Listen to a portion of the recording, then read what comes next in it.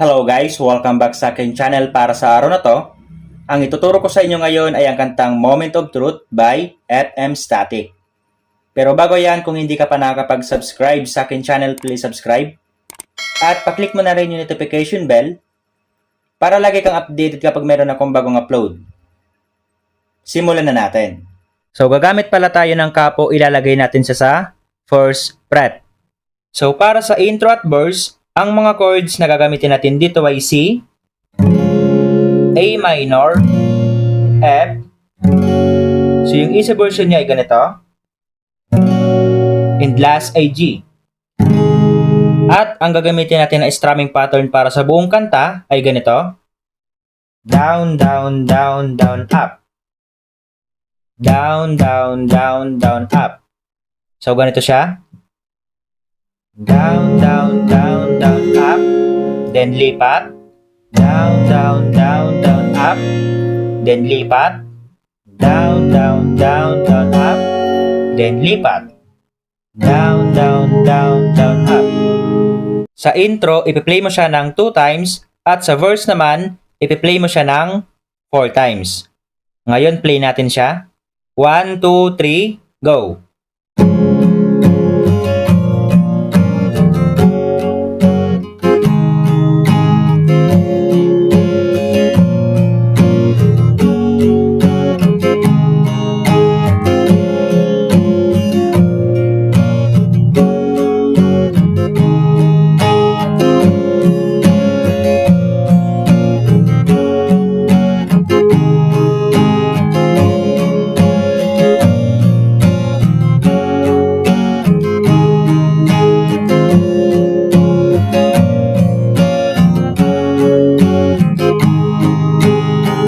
Ngayon, proceed na tayo ng pre-chorus.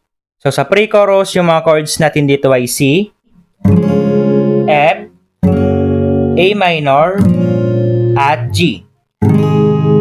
Bali, pa-play mo siya ng 2 times. Ngayon, play natin yung pre-chorus. 1, 2, 3, go!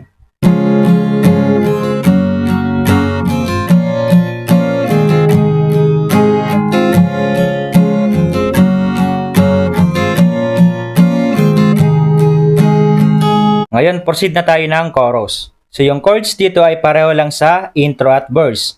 Ngayon, play natin siya. 1, 2, 3, go! I got your feature.